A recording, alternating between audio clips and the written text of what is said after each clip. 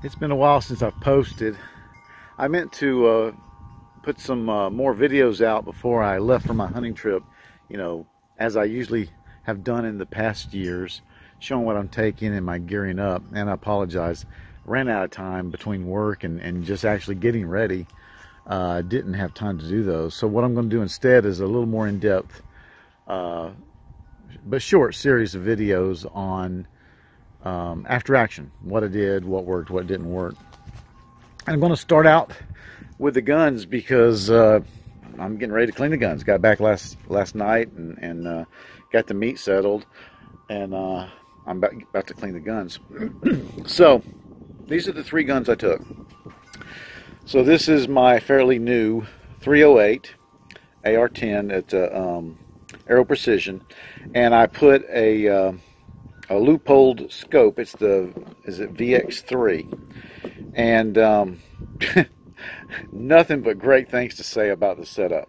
Had a good friend kind of advise me on what scope to put on here, and it's a heavy rifle, but growing up in the Marine Corps with a M16A2, I don't know, these lightweight rifles, it's just, rifles are supposed to be heavy. It didn't bother me. I really enjoyed this rifle. It shoots. It's loud, and I don't know if there's anything I can do about that other than get a silencer. But it shoots really good. And as a matter of fact, I took a hog, shot him in the head, put the bullet. I aimed for his eye. I put the bullet right behind his eyeball, dropped him where he stood. He didn't take a step, and that's the power of the 308. Just a great bullet, and this was a great setup and a great system. I did that. That was at 167 yards, I think. We did a little bit of still shooting while we were there, and I was hitting good at 300, no problem. I started to get a little wompy at 4. But I really think that's more me than the gun. For my nighttime gun, this is a Anderson, not an expensive rifle at all, but it's got the ATN, the Thor 4 8X. Their lowest, or when I bought it, this was their lowest entry point thermal optic. I lost the rubber cover on that thing while I was out there. Very, very happy with this. It's funny.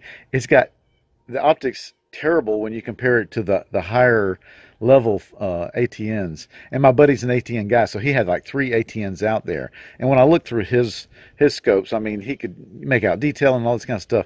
This is terrible for detail. But if there's something alive putting out a heat register, that thing glows like a diamond in a goat's ass. And that's all I really needed. So I actually did pretty good. I shot 2 hogs with this. And at about, I don't know, 130, 100, somewhere in there. And when I shoot with it on the range, shooting at, say, a hand warmer or something, I'm right on at 100 yards. Very happy with it. The only negative I had is once I accidentally touched my light. I'm going to move this somewhere else, or at least make another Velcro attachment so that when I'm not doing house clearing and when I'm hunting, this thing is more out of the way and less apt to get hit. And I hit it with my hand. I didn't bump it on something. I might move it up in here somewhere, I don't know, so that when I am hunting, that's not an issue. I like having the light because after you shoot a hog at night, and you're looking for a blood trail, that light really comes in handy. So really enjoyed that. That was great. My DD, my Daniel Defense, is it was my daytime stalking gun. We would go out in the daytime and just kind of follow the river, the creek, looking to scare some up. And we didn't scare any up. And we very seldom do. But I tell you, there's nothing more fun and relaxing than just going cross country slow. In the morning or in the middle of the day. We did rifle, pretty much nothing else, bottle of water, and just going through the woods, doing some bushwhacking, and just having a good time.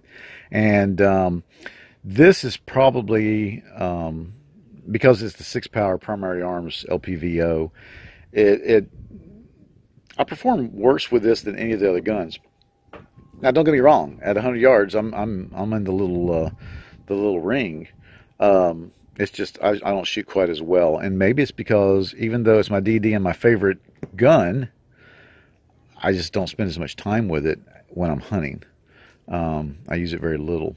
I do use it at the range, but most of my range work is preparing for hunting.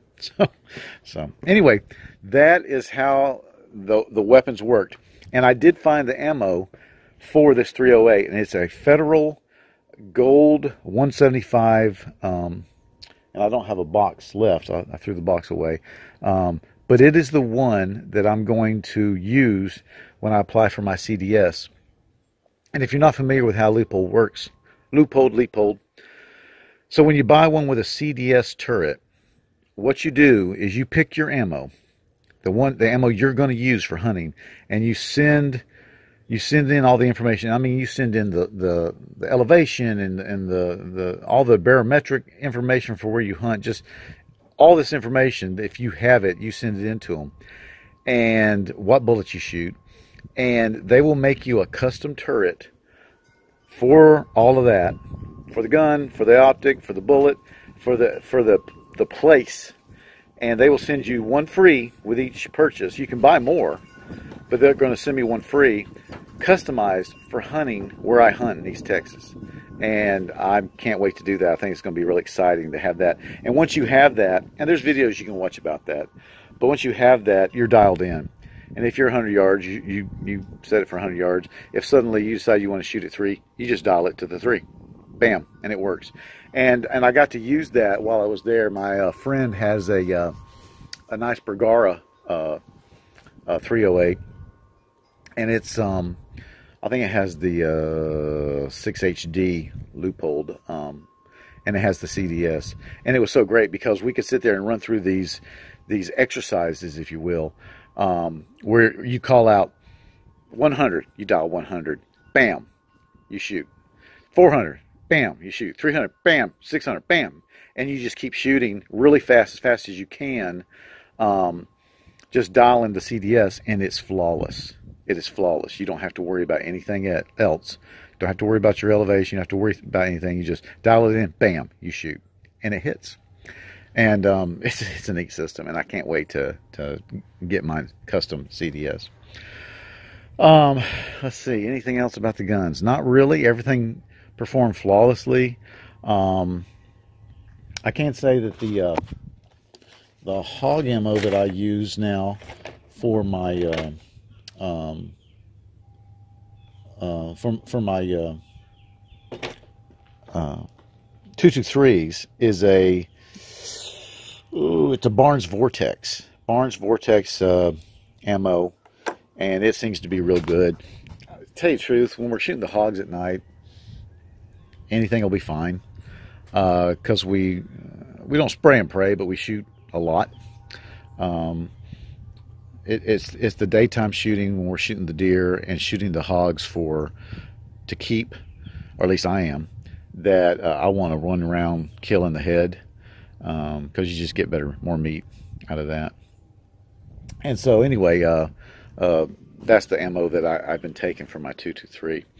And since we're talking about shooting the guns and the meat, so this is what I came back with. This is 4 ice chests, one big one and 3 smaller ones, and they are full of meat.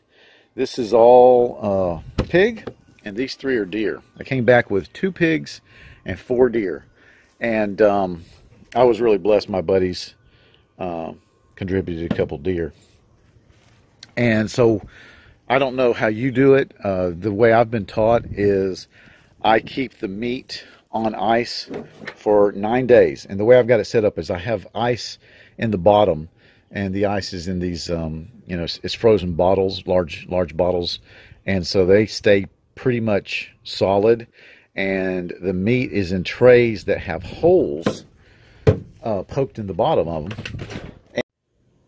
So the ice is replenished every day, and after 9 days, I'm going to process the meat. And actually, since we would put this meat in the walk-in cooler there at the hunting lodge, or the hunting camp,